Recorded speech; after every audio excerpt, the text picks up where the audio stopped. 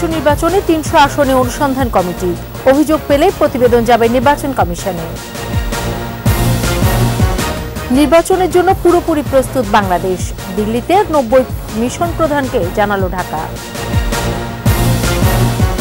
জোটের বিষয়ে এখনো সিদ্ধান্ত নেয়নি আওয়ামী লীগ, মনোনয়ন পাচ্ছেন না অগ্রগণ্যযোগ্যরা। সাতক্ষীরার ট্রাকের ধাক্কায় প্রাইভেট কার আরোহী ভারতীয় দম্পতি নিহত, বিভিন্ন স্থানে সড়ক দুর্ঘটনায় আরো ২০ জনের মৃত্যু। এবছর দেশে মাঝারি মাত্রার শীত পড়বে বলছে আবহাওয়া অফিস, হরতাল অবরোধে গরম কাপড়ের বাজার ঠান্ডা।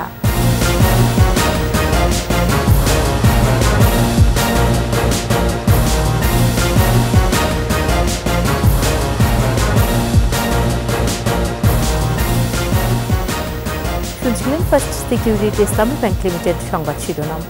আমন্ত্রণ রাত ১১টার ২১ সংবাদে, সাথে আছি সোনিয়া স্নিগ্ধা।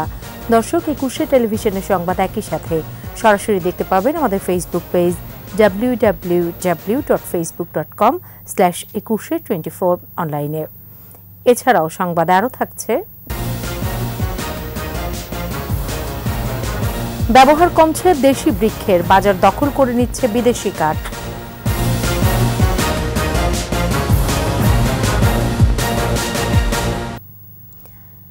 দ্বাদশ সংসদ নির্বাচন পূর্ববর্তী অনিয়ম রোধে কঠোর ব্যবস্থা নিতে মাঠে নেমেছে ৩০০টি অনুসন্ধান কমিটি। আচরণবিধি লঙ্ঘনের যে কোনো অভিযোগ পেলে নির্বাচন কমিশনকে ৩ দিনের মধ্যে প্রতিবেদন পাঠাবে এই কমিটি। এদিকে নির্বাচনী বিভিন্ন অপরাধ ঠেকাতে ভোটের আগে পরে ৫ দিন মাঠে থাকবেন ৬৫৩ জন জুডিশিয়াল ম্যাজিস্ট্রেট। শিউলি শবনমের প্রতিবেদন। অবাধ, সুষ্ঠু ও নিরপেক্ষ নির্বাচন আয়োজন করতে এবার ৩০০ সংসদীয় আসনে ইলেকটোরাল ইনকোয়ারি কমিটি গঠন করেছে কমিশন। যুগ্ম জেলা ও দায়রা জজ এবং সিনিয়র সহকারী জজরা আছেন এই কমিটিতে। এ বিষয়ে নির্বাচন ভবনে সাংবাদিকদের সাথে কথা বলেন কমিশনের আইন শাখার যুগ্ম সচিব মাহবুবুর রহমান সরকার। জানান, নির্বাচনী মাঠে আচরণবিধি লঙ্ঘন হলে তদন্ত করে ৩ দিনের মধ্যে ইসিকে প্রতিবেদন পাঠাবে ইনকোয়ারি কমিটি। নির্বাচন সংক্রান্ত যে আইন কানুন আছে তার কোনো যদি ব্যত্যয় ঘটে ওনাদের দৃষ্টিতে আসে, ওনারা নিজেরাই তদন্ত করতে পারবেন। মাননীয় কমিশন যদি বলে যে এই সংক্রান্ত বিষয়ে একটা অভিযোগ পাওয়া গেছে, ওনাদের কাছে আসতে পারে বিভিন্ন সোর্সে, ওনারা আমাদের ওই কমিটিকে বলতে পারবে এই সংক্রান্ত রিপোর্ট আপনারা করেন, তদন্ত করে রিপোর্ট আমাদেরকে প্রেরণ করেন। এই রিপোর্টের ভিত্তিতে কমিশন প্রয়োজন মনে করলে রিপোর্টের আলোকে ওই ব্যক্তি বা রাজনৈতিক দল বা প্রার্থী বা প্রার্থীর প্রতিনিধি যে কোনো ব্যক্তিকে দণ্ড দিতে পারে। এদিকে ব্যালট পেপার, ব্যালট বাক্স ছিনতাই, ভোটদানে বাধা দেয়া সহ নির্বাচনী বিভিন্ন অপরাধ আমলে নিয়ে বিচার করতে ভোটের আগে ও পরে মোট ৫ দিন মাঠে থাকবেন ৬৫৩ জন জুডিশিয়াল ম্যাজিস্ট্রেট। কাউকে ভোটদানে কোথাও বাধা দেওয়া অথবা বাধ্য করা বা ইলেকশন সেন্টারের পরিবেশকে ইলেকশনের উপযোগী না রাখা, এই সংক্রান্ত অপরাধগুলি সামারি ট্রায়াল বলে আমাদের আইনের ভাষায়, এমনি সংক্ষিপ্ত বিচার পদ্ধতিতে আমাদের ওই জুডিশিয়াল ম্যাজিস্ট্রেট রাইটে বিচার করতে পারবেন। এই দণ্ডগুলি একটু বেশি, যেহেতু ৩ বছর ৪ বছর ক্ষেত্রে বেশি ৫, ৬, ৭ বছর আছে। এই কারণে এইটা ওনাদেরকে দিয়ে মাননীয় কমিশন করানোর জন্য সিদ্ধান্ত নিয়েছেন। একাদশ জাতীয় সংসদ নির্বাচনে ১২২টি কমিটি গঠন করা হলেও এবার অনিয়ম রোধে আরও কঠোর হতে সবগুলো আসনেই অনুসন্ধান কমিটি গঠন করেছে ইসি। শিউলি শবনম, ২১ টেলিভিশন, ঢাকা। দ্বাদশ সংসদ নির্বাচনের জন্য পুরোপুরি প্রস্তুত বাংলাদেশ। উৎসব মুখর আনন্দঘন পরিবেশে জনগণ ভোটাধিকার প্রয়োগ করে জনপ্রতিনিধি নির্বাচন করবে।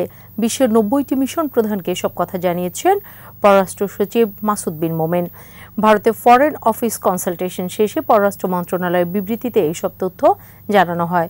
বলা হয়েছে, অবাধ, সুষ্ঠু ও শান্তিপূর্ণ নির্বাচন অনুষ্ঠানে বদ্ধপরিকর বাংলাদেশের নির্বাচন কমিশন। এছাড়া এশিয়া ও এর বাইরের অঞ্চলের শান্তি ও স্থিতিশীলতা বজায় রাখতে রোহিঙ্গাদের টেকসই প্রত্যাবর্তনে মিশন প্রধানদের সমর্থন প্রত্যাশা করেন পররাষ্ট্র সচিব।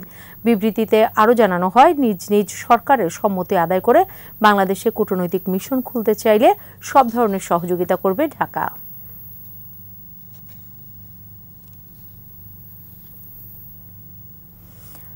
দ্বাদশ সংসদ নির্বাচনে আওয়ামী লীগের জোটের বিষয়ে এখনো কোনো সিদ্ধান্ত হয়নি বলে জানিয়েছেন দলের সাধারণ সম্পাদক ওবায়দুল কাদের।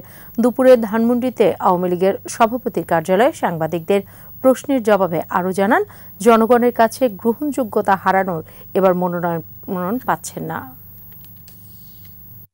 আমরা এখনো ঠিক করিনি যে কারা শরিকের আসলে আমাদের প্রয়োজন আছে কিনা, কারণ জোটের বিপরীতে জোট এখানে আমাদের প্রতিপক্ষে যদি একটা বড় জোট করে সেখানে সেটার বিপরীতে আমাদের জোট হবে। তাছাড়া আমরা কেন অহেতুক জোট করতে যাব? প্রয়োজন না থাকলে তো জোট করব না। হলক হেলথ কেয়ার অ্যান্ড হাসপাতাল ভোটের খবর।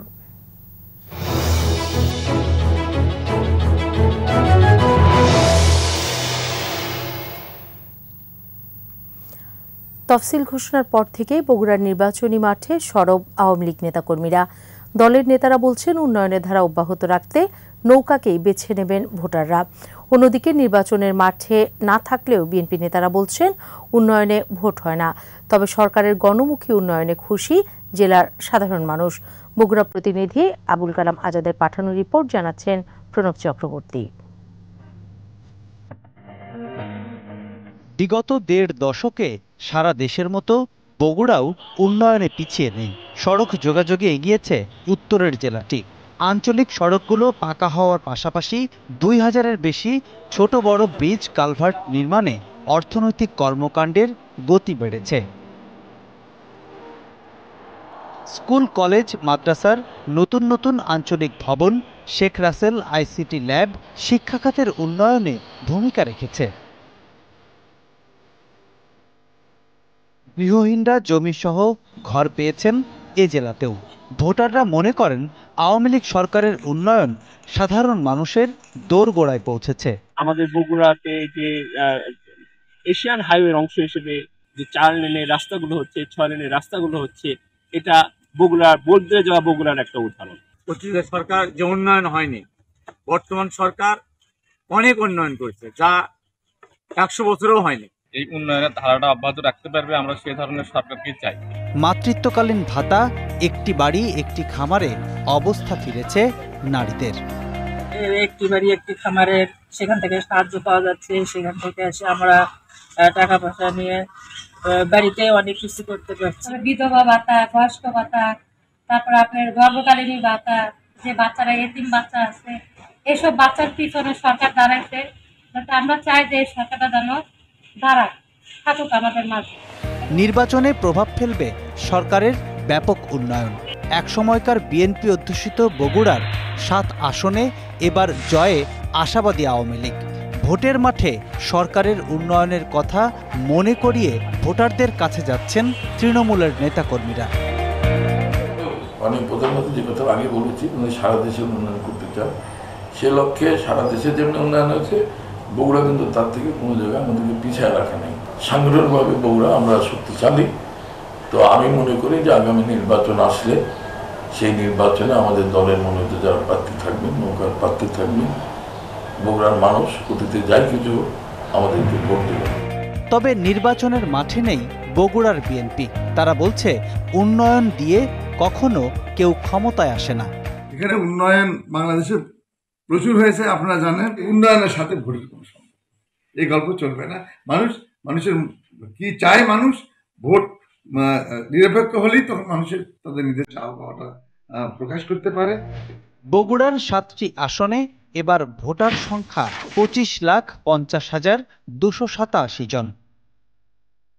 প্রণব চক্রবর্তী, 21 টেলিভিশন। সড়ক দুর্ঘটনায় 10 জেলায় 22 জন নিহত হয়েছে। এর মধ্যে সাতক্ষীরায় ট্রাকের ধাক্কায় প্রাইভেট কার আরোহী ভারতীয় দম্পতি এবং রাজশাহীর বেলপুকুরে ট্রাক সিএনজি অটোরিকশার সংঘর্ষে একই পরিবারের 4 জন সহ 5 জন নিহত হয়। এছাড়া পৃথক দুর্ঘটনায় চট্টগ্রাম, ফেনী, মুন্সিগঞ্জ, গোপালগঞ্জ, বেনাপোল, গাজীপুর ও রংপুরে নিহত হয় 12 জন। এসব দুর্ঘটনায় আহত হয়েছে অন্তত 14 জন। প্রতিনিধিদের তথ্য ছবিতে সমর ইসলামের রিপোর্ট। ছুটিতে দেশে যাচ্ছিলেন ভারতীয় নাগরিক ওয়াসিম কুমার বিশ্বাস ও তার স্ত্রী ছবি বিশ্বাস। খুলনা থেকে রওনা দিয়েছিলেন তারা। সকালে সাতক্ষীরার তালতলা বিজিবি হেডকোয়ার্টারের সামনে তাদের প্রাইভেট কারের সাথে ট্রাকের মুখোমুখি সংঘর্ষ হয়। ঘটনাস্থলেই মারা যান তারা। নিহত ওয়াসিম খুলনা মোংলা রেললাইন প্রকল্পের ডেপুটি জেনারেল ম্যানেজার হিসেবে কর্মরত ছিলেন। এ দুর্ঘটনায় আহত হন কার চালক। দুপুরে টিসিবির পণ্যবাহী একটি ট্রাক রাজশাহী থেকে পুঠিয়া যাচ্ছিল। বেলপুকুর বাইপাস মোড়ে আসার সময় বিপরীত দিক থেকে আসা অটোরিকশার সাথে সংঘর্ষ হয়। এতে ঘটনাস্থলে অটো চালক নিহত হন। আহত 4 জনকে রাজশাহী মেডিকেল কলেজ হাসপাতালে নেওয়া হলে চিকিৎসক তাদের মৃত ঘোষণা করেন। নিহত 4 জনের বাড়ি নাটোরের গুরুদাসপুরে। তারা একই পরিবারের সদস্য। চট্টগ্রামের মিরসরাইয়ে লরির ধাক্কায় নিহত হন 3 শ্রমিক। নিহতরা সবাই কর্ণফুলী গ্যাস লাইনে কর্মরত ছিলেন। আহত 1 শ্রমিক হাসপাতালে চিকিৎসাধীন। ফেনীর মণিপুর এলাকায় সিএনজি ও পিকআপ ভ্যানের সংঘর্ষে শিশুসহ 2 জন নিহত হয়। গুরুতর আহত হয় একই পরিবারের 3 জন। বিকেলে ঢাকা চট্টগ্রাম মহাসড়কে মুন্সিগঞ্জের গজারিয়ার বালুয়াকান্দিতে রাস্তা পারাপারের সময় বাসের চাকায় পিষ্ট হয়ে নানি নাতি নিহত হয়েছে। গাজীপুরে টহল পিকআপ ভ্যান উল্টে পুলিশের 1 সদস্য নিহত হয়েছে। আহত হয় 2 পুলিশ সদস্য। যশোর বেনাপোল মহাসড়কের কাগজপুকুরে রাস্তা পার হওয়ার সময় বাসের ধাক্কায় 1 শিশুর মৃত্যু হয়। এছাড়া পৃথক দুর্ঘটনায় গোপালগঞ্জের কাশিয়ানীতে 2 এবং রাজশাহীর নওহাটা ও রংপুরের পীরগঞ্জে মারা গেছে 2 জন। সমর ইসলাম, 21 টেলিভিশন। জলবায়ু পরিবর্তনের প্রভাবে এবছর সারা দেশে মাঝারি মাত্রার শীত পড়বে। ডিসেম্বরের 7 তারিখের পর দেশের উত্তরাঞ্চলে কমবে তাপমাত্রা। এছাড়া আন্দামান দ্বীপপুঞ্জে ঘনীভূত গভীর নিম্নচাপ 26 নভেম্বর ঘূর্ণিঝড়ের রূপ নিতে পারে বলে জানায় আবহাওয়া অধিদপ্তর। বিস্তারিত আহমেদ বাবুর প্রতিবেদনে। জলবায়ু পরিবর্তনের প্রভাবে গেল কয়েক বছর ধরে দেশের শীতের প্রকোপ কম। ঋতুচক্রের শীত আসলেও ঠান্ডার দাপট অতটা দেখা যায়নি। এবারও দেশে শীত কম হবে উল্লেখ করে আবহাওয়া অধিদপ্তর বলছে, সারা বছর পৃথিবী গরম থাকাটাই এর কারণ। তবে রাজশাহী, রংপুর, যশোর ও কুষ্টিয়া অঞ্চলে মাঝারি মাত্রায় ঠান্ডা পড়বে। এই বছর আমরা বলছি যে একটু আগের মতো ওই রকম আহামরি শীত পড়বে না, এবার গরম থাকবে। ডিসেম্বরের 7 তারিখের পর থেকে আপনার দেশের উত্তর অঞ্চলে তাপমাত্রা কমে। সে সময় কী হবে? র্যাপিডলি তাপমাত্রা কমে যাবে। অর্থাৎ দেখা যাচ্ছে যখন সব কিছু ক্লিয়ার হয়ে যাবে, একদিনে 2-3 ডিগ্রি তাপমাত্রা কমে যাবে। সেই সময় আমরা শীতের একটা আমেজ পাবেন। তবে যেহেতু আমরা ঢাকা শহর বিশেষ করে আমরা ওইভাবে শীত পাবো না। এদিকে গভীর সাগরে ঘনীভূত নিম্নচাপটি পর্যবেক্ষণে রাখা হয়েছে। ঘূর্ণিঝড়ের রূপ নিলে শক্তিশালী হতে পারে এটি। 26 তারিখ হয়তো সাগরে একটা আন্দামান সাগরে একটা লো প্রেশার তৈরি হয়ে যাবে এবং দেখা যাচ্ছে যে আমাদের যে বিভিন্ন মডেল আছে এবং এটা আরও মোর ইন্টেন্সিফাই হবে। সেক্ষেত্রে হয়তো এটা লঘুচাপ থেকে ডিপ্রেশন হবে, পরে স্টেপে এটা এমনকি সাইক্লোনের উপর নিতে পারে। সাগরে একটা নিম্নচাপ এমনকি সাইক্লোন যেটা হবে, হয়তো এটা আপনার আরও 2-1 দিন গেলে আমরা বুঝতে পারবো আসলে পার্টিকুলার কোন এলাকায় দিকে যাবে। ঘূর্ণিঝড়টি বাংলাদেশ ও ভারতের উপর দিয়ে যেতে পারে বলে জানিয়েছে আবহাওয়া অধিদপ্তর। আহমদ বাবু, 21 টেলিভিশন, ঢাকা। দেশজুড়ে শীত নামতে শুরু করলেও রাজধানীর গরম কাপড়ের ব্যবসায় এখন ঠান্ডা ভাব। পাইকারি ব্যবসা যেমন জমেনি, তেমনি খুচরা বেচাকেনায়ও মন্দা। এর জন্য হরতাল, অবরোধ সহ রাজনৈতিক অস্থিতিশীলতাকে দায়ী করছেন ব্যবসায়ীরা। মেহেদী হাসানের রিপোর্ট। শীতের বাতাস বইছে প্রকৃতিতে। উত্তরের জনপদে অনুভূত হচ্ছে ঠান্ডা। অন্যান্য বছর গোটা নভেম্বর জুড়ে গরম কাপড়ের পাইকারি বেচাকেনা জমে উঠে রাজধানীর বঙ্গবাজার সহ বিভিন্ন মার্কেটে। রাজনৈতিক কারণে এবারের চিত্র খানিকটা ভিন্ন। সপ্তাহে 4 দিনই থাকে হরতাল, অবরোধ, ফলে নেই পাইকারি ক্রেতা, সঙ্গে খুচরা বেচাকেনাও মন্দা। আমাদের কাস্টমার পুরো বাংলাদেশের কাস্টমার। এখন হরতাল অবরোধে মূলত আমাদের অবস্থা খুব খারাপে বসে। এর উপর আমাদের মার্কেট নাই। সপ্তাহে আমাদের শুধু ব্যবসা হয় শুধু 2 দিন। যে দেখেন এই মাল আমার 300 টাকা কিনে দেখা গেছে 350 করে পাইকারি না, আর এখন মালের দাম কয় না। নভেম্বরের মধ্যে পাইকারি হয়, ওরা আস্তে আস্তে খুচরা আস্তে আস্তে বিক্রি করে, কিন্তু আমাদের সিজনটা এখনই চলতেছে, কিন্তু সিজন অনুপাতে এখন বেচা কিনি নাই। শীতকে কেন্দ্র করে দেশের বাজারে কি পরিমাণে পোশাক কেনা বেচা হয় তার কোনো পরিসংখ্যান নেই সরকারি বেসরকারি কোনো পর্যায়েই। তবে ব্যবসায়ী নেতারা বলছেন, আগের বছরের তুলনায় এবার ব্যবসা নেই বললেই চলে। বেচা কিনে আমরা টুকটাক আছে, ওই যে আগের মতো যে পাইকারি মনে করে আমরা মনে করে প্যাকেট করে পাঠাইতাম, এই জিনিসটা আমাদের এবার হচ্ছে না। তারা ব্যবসাটা করতে পারবে না এবার। সামনের দিকে তো আরও খরচা, এই যে আগামী সপ্তাহে আবার দিয়ে দিছে। আজকে দেখেন কালকার কাছে শুক্রবার, আজকে শনিবার, রবিবার, কালকার থেকে আবার শুরু। তাই আমরা লোকটা আসবে কীভাবে? আজকে যে লোকটা বের তো দুপুরের আগে চলে যাক, কারণ বিকালবেলা তো যেতে পারবো না। পুড়ে যাওয়া বঙ্গবাজারে নতুন ভবন নির্মাণ কাজের জন্য 30 নভেম্বরের মধ্যে স্থান খালি করে দেওয়ার কথা রয়েছে। এ নিয়েও অনিশ্চয়তায় ব্যবসায়ীরা। এই মাসে 30 তারিখ খালি করবো বলার পরে তো মনে করো অনেক দোকানদার মাল উড়াইছে, অনেক দোকানদার মাল উড়াই নাই, কারণ সবাই তো একটা বিক্রি ইচ্ছা আছে। মালটা উড়াইলে যদি বিক্রি না হয় তাহলে মালটা কোথায় নেবে? মেহেদী হাসান, 21 টেলিভিশন, ঢাকা। রাজনৈতিক দলের সাথে সংলাপ হয়, আগুন সন্ত্রাসীদের সাথে সংলাপ করা যায় না বলে মন্তব্য করেছেন তথ্য ও সম্প্রচার মন্ত্রী ডক্টর হাসান মাহমুদ। দুপুরে চট্টগ্রামের জামাল খান সড়কে বঙ্গবন্ধু মানেই বাংলাদেশ শীর্ষক মুরাল উদ্বোধন অনুষ্ঠানে যোগ দেন তথ্যমন্ত্রী। এ সময় আরও বলেন, বিএনপি জামায়াত কিছু সৃষ্টি করতে পারে না, তারা দেশটাকে ধ্বংস করতে জানে। এরা দেশ, জাতি, সমাজ ও জনগণের শত্রু।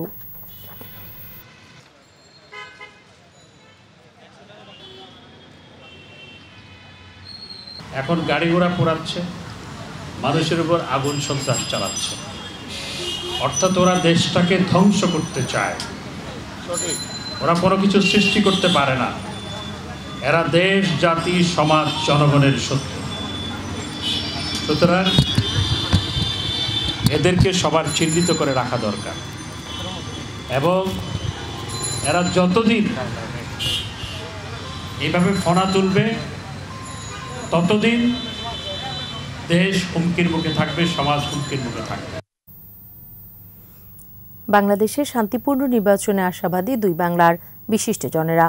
কলকাতায় বাংলা ওয়ার্ল্ড ওয়াইড এবং সম্প্রীতি বাংলাদেশের আলোচনায় বক্তারা বলেন, মুক্তিযুদ্ধের মধ্য দিয়ে ধর্মনিরপেক্ষ গণতান্ত্রিক কাঠামোতে জন্ম বাংলাদেশের, তাই দিন শেষে বাংলাদেশ তার আদর্শিক পথে থাকবে বলে মন্তব্য করেন দুই বাংলার বিশিষ্টজনেরা। আরও জানাচ্ছেন প্রণব চক্রবর্তী। মুক্তিযুদ্ধোত্তর বাংলাদেশ, সমাজ ও গণতন্ত্র শীর্ষক এই আলোচনায় অংশ নিয়েছিলেন ভারত ও বাংলাদেশের গুণীজনেরা। তাদের প্রায় প্রত্যেকেই অংশ নিয়েছেন মুক্তিযুদ্ধে, কেউ আবার ওই সময়ের সাক্ষী। অনেকেই বিভিন্ন সময়ে মুক্তিযুদ্ধ নিয়ে করেছেন গবেষণা।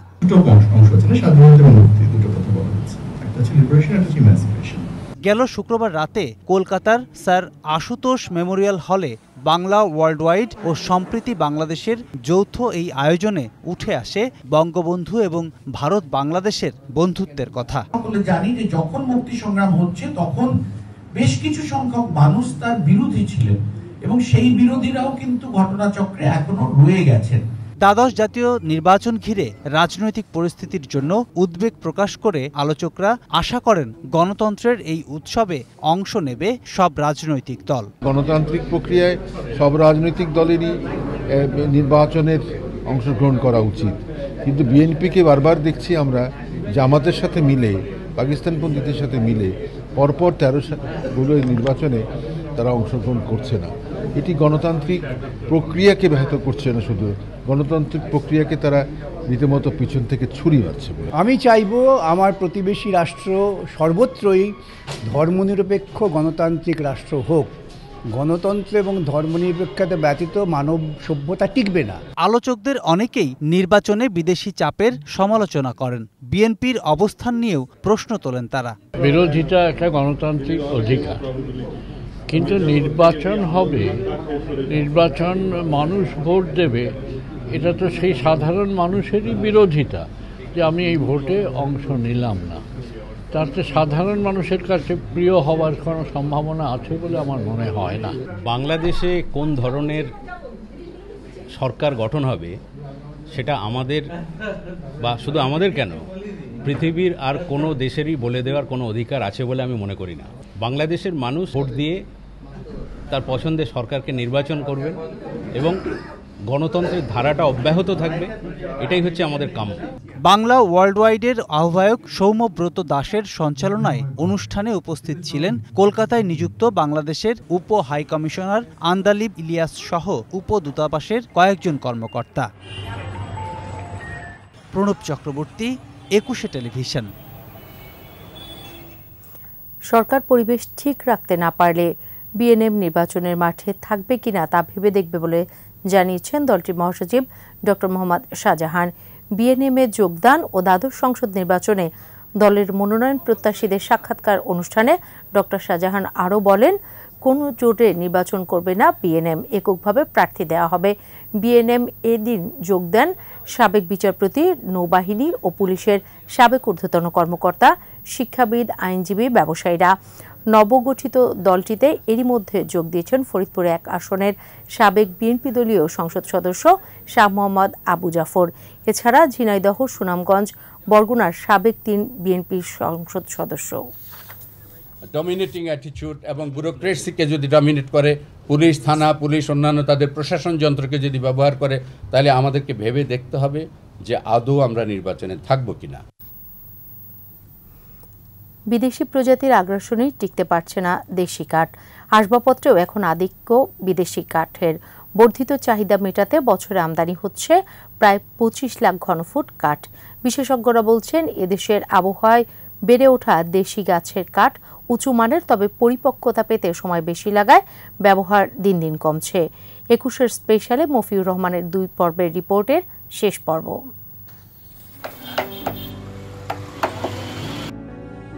সভ্যতার সূচনা লগ্ন থেকেই মানুষ কাঠের তৈরি নানা তৈজস ব্যবহার করছে, বানাচ্ছে ঘরবাড়ি, আসবাব।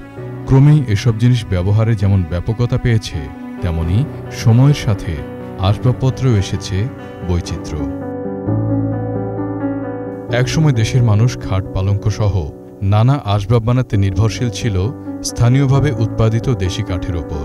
এর মধ্যে রয়েছে বাবলা, ছাতিম, বৈলাম, গর্জন, শাল, শিমুল, তেলসুর, চাপালিশ, গামারি ও জামরুল প্রজাতির কাঠ। সেগুন ও মেহগনি বিদেশি হলেও আবহাওয়া অনুকূল হওয়ায় দেশে এসব গাছ বাড়ছে। বিশেষজ্ঞরা বলছেন, গুণে মানে দেশি গাছ ভালো হলেও পরিপক্ক হতে অনেক সময় লাগে, যদিও এসব কাঠের আসবাব অত্যন্ত টেকসই।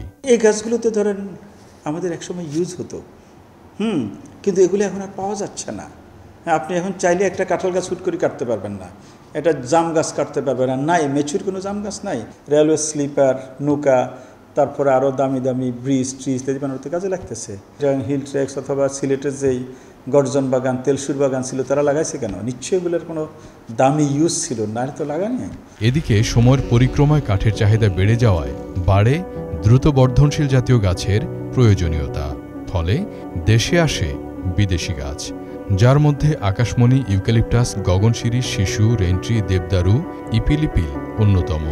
দেশজুড়ে এসব কাঠগাছের ব্যাপক বিস্তার ঘটেছে। আগ্রাসী ও ক্ষতিকর এসব গাছ থেকে তুলনামূলক স্বল্প সময় কাঠ পাওয়া গেলেও বিদেশি এসব বৃক্ষ পরিবেশের জন্য খুবই ক্ষতিকর। বিদেশি গাছের কারণে দেশি গাছ হারিয়ে যেতে বসেছে বলেও মত বিশেষজ্ঞদের। আকাশমণি, ইউক্যালিপটাস, তো এরকম প্রায় 10-12 জাতের আমরা টিম্বার গাছ আমরা বাংলাদেশে ইন্ট্রোডিউস করেছি। যে ম্যাচুরিটি যেখানে টিক ম্যাচুর হতে হয়তো 20-30 বছর লাগে, তো এখন তাদের যুক্তি হচ্ছে এটা 10 বছর 15 বছরে ম্যাচিউর হয়ে যায়। তাহলে আমাদের যে গ্রোয়িং ডিমান্ড, আমরা সেটা খুব দ্রুত মিট করতে পারবো। এছাড়াও প্রতি বছর বিদেশ থেকে চাহিদার উপর নির্ভর করে আমদানি করা হয় 20 থেকে 25 লাখ ঘনফুট কাঠ, যা আসে মূলত Cameroon, Ecuador, Manila, Germany, Canada, Malaysia, Myanmar সহ আফ্রিকার বিভিন্ন দেশ থেকে। বিশেষজ্ঞরা বলেন, দেশি কাঠ কিছুটা ট্রিটমেন্ট করে নিলে আমদানি করা কাঠের চেয়ে কোনো অংশে পিছিয়ে থাকবে না। আমাদের এই দেশীয় গাছগুলো, তো এগুলোতে কিন্তু তারা টিম্বার প্রডিউস করে। ম্যাক্সিমাম জায়গায় দেখবেন যে কাঁঠালের একবারে হলুদ হলুদ কাঠের এই যে ফার্নিচার বানানো আছে, চেয়ার, টেবিল, আলমারি ইত্যাদি বানানো আছে, তারা তো ইউজ করতেছে। কিন্তু সেগুলোতে আপনি যদি একটু ট্রিটমেন্ট দিয়ে দেন, তাহলে হয়তো সেটাও আপনার যেখানে 5 বছর যাওয়ার কথা, সেখানে 10 বছর 20 বছর আপনি নিতে পারেন। প্রকৃতিতে দেশি কাঠ জাতীয় উদ্ভিদ ফিরিয়ে আনতে দীর্ঘমেয়াদী পরিকল্পনা প্রয়োজন বলেও জানান তিনি। মফিউর রহমান, 21 টেলিভিশন, ঢাকা। ঢাকা চট্টগ্রাম মহাসড়কের বিভাজকে চাষ হচ্ছে নানা ধরনের শাকসবজি। মহাসড়ক সংলগ্ন এলাকার বাসিন্দারা নিজেদের চাহিদা পূরণের পাশাপাশি উৎপাদিত শাকসবজি বিক্রির মাধ্যমে করছেন বাড়তি আয়। কৃষি কর্মকর্তারা বলছেন, পতিত জমি চাষাবাদে সরকারি নির্দেশনা মেনেই সড়ক বিভাজকে শাকসবজি চাষে উৎসাহিত করা হচ্ছে। চট্টগ্রাম থেকে হাসান ফেরদৌসের রিপোর্ট, জানাচ্ছেন রত্না জামান। কৃষি সম্প্রসারণ অধিদপ্তরের তথ্য অনুযায়ী 2010 সালে চট্টগ্রামে কৃষি জমির পরিমাণ ছিল 2,66,781 হেক্টর। 2021 সালে আবাদযোগ্য জমির পরিমাণ কমে দাঁড়ায় 2,51,681 হেক্টরে। অর্থাৎ মাত্র 10 বছরের ব্যবধানে চট্টগ্রামে কৃষি জমি কমেছে প্রায় 15,000 হেক্টর। অপরিকল্পিত বসতবাড়ি নির্মাণ, শিল্প কারখানা স্থাপন, ইটভাটা সহ নানা কারণে কমেছে আবাদি জমি। এমন পরিস্থিতিতে অনেক কৃষক ঢাকা চট্টগ্রাম মহাসড়কের সড়ক বিভাজনের পতিত জমিতে চাষ করছেন নানা শাকসবজি। মিরসরাইয়ের ধুমঘাট থেকে বড় দারোগাহাট পর্যন্ত 34 কিলোমিটার জুড়ে এখন সড়ক দ্বীপে আবাদ হচ্ছে শীতকালীন সবজি। শাক আছে, লাল শাক আছে, পেঁপে গাছ আছে, মিষ্টি কুমড়া, শিম, বিভিন্ন রকম শাকসবজি দেখি অনেক সুন্দর লাগতেছে রাস্তাটা, আর অনাবাদি পরিষ্কারও দেখতেছে। কৃষি উপকরণের দাম বেশি হওয়ায় সবজির প্রত্যাশিত মূল্য পাচ্ছেন না, জানান কৃষকরা।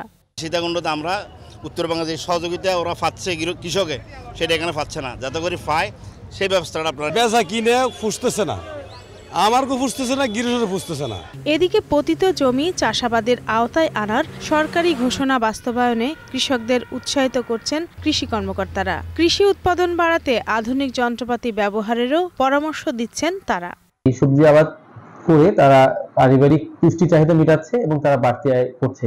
এর ফলে মিশ্রায় অর্থনীতিতে একটি বাড়তি মাত্রা যোগ হয়েছে। আমাদের ধান কাটার যন্ত্র আছে, ধান মাড়াই করার যন্ত্র আছে, ধান লাগানোর যন্ত্র আছে এবং একটা যন্ত্র আছে যে একদম ধান যখন পেকে যায় ধানের খেতে দিয়ে সে যাবে, কাটবে, মাড়াই হবে, শুধু বস্তা দিয়ে ভরতে হবে ধানটা। অনাবাদি জমি চাষাবাদের আওতায় এলে একদিকে বাড়বে কৃষি উৎপাদন, একই সাথে দরিদ্র কৃষক ও হতদরিদ্র জনগোষ্ঠীর জীবন মানেরও উন্নয়ন হবে বলে মনে করছেন সংশ্লিষ্টরা। রত্না সামান, 21 টেলিভিশন। এবার ব্যবসা বাণিজ্যের সংবাদ।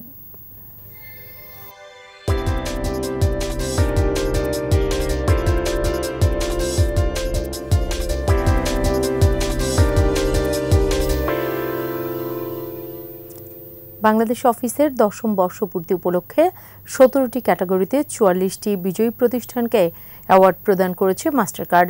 সন্ধ্যায় রাজধানীর একটি হোটেলে জমকালো অনুষ্ঠানের আয়োজন করে বিজয়ীদের নাম ঘোষণা করা হয়।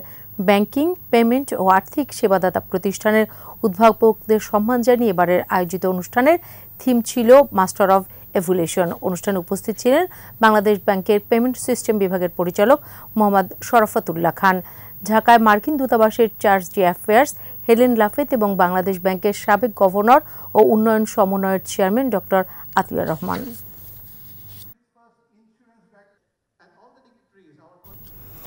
বাংলাদেশ ক্রীড়া লেখক সমিতির বর্ষসেরা ক্রীড়া সাংবাদিক নির্বাচিত হয়েছেন চ্যানেল 24-এর ইকরাম হোসেন। অষ্টমবারের মতো 6টি ক্যাটাগরিতে এই পুরস্কার দিল দেশের ক্রীড়া সাংবাদিকদের প্রাচীনতম সংগঠনটি। প্রত্যেকটি ক্যাটাগরিতে 3টি করে মোট 24 জনকে এই পুরস্কার দেওয়া হয়। এক্সক্লুসিভ রিপোর্ট ক্যাটাগরিতে সেরা হয়েছেন অলোক হাসান, সিরিজ রিপোর্টে মেহেদি হাসান নাইম, স্পোর্টস ফটোগ্রাফিতে সেরা সানি রামানি। পুরস্কার বিতরণী অনুষ্ঠানে বিএসপি এর সভাপতি সনদ বাপলার সভাপতিত্বে প্রধান অতিথি ছিলেন অলিম্পিক অ্যাসোসিয়েশনের মহাসচিব সৈয়দ শাহেদ রেজা। আর এরই সাথে শেষ করছি রাত 11টার 21 সংবাদ। যাবার আগে ফার্স্ট সিকিউরিটি ইসলামী ব্যাংক লিমিটেড সংবাদ শিরোনামগুলো আরও একবার। সুষ্ঠু নির্বাচনে 300 আসনে অনুসন্ধান কমিটি, অভিযোগ পেলেই প্রতিবেদন যাবে নির্বাচন কমিশনে। নির্বাচনের জন্য পুরোপুরি প্রস্তুত বাংলাদেশ, দিল্লিতে 90 মিশন প্রধানকে জানালো ঢাকা। জোটের বিষয়ে এখনো সিদ্ধান্ত নেয়নি আওয়ামী লীগ, মনোনয়ন পাচ্ছে না অগ্রহণযোগ্যরা। সাতক্ষীরার ট্রাকের ধাক্কায় প্রাইভেট কার আরোহী ভারতীয় দম্পতি নিহত, বিভিন্ন স্থানে সড়ক দুর্ঘটনায় আরও 20 জনের মৃত্যু। এবছর দেশে মাঝারি মাত্রার শীত পড়বে বলছে আবহাওয়া অফিস, হরতাল অবরোধে গরম জামা কাপড়ের বাজার ঠান্ডা। সর্বশেষ খবর জানতে ডায়াল করুন 2021 নম্বরে আর ভিজিট করুন ekushe-tv.com ওয়েবসাইটে। এছাড়া ফেসবুকে ভিজিট করতে পারেন facebook.com/ekushe24 অনলাইনে। পরের সংবাদ রাত 1টায় দেখার আমন্ত্রণ রইল।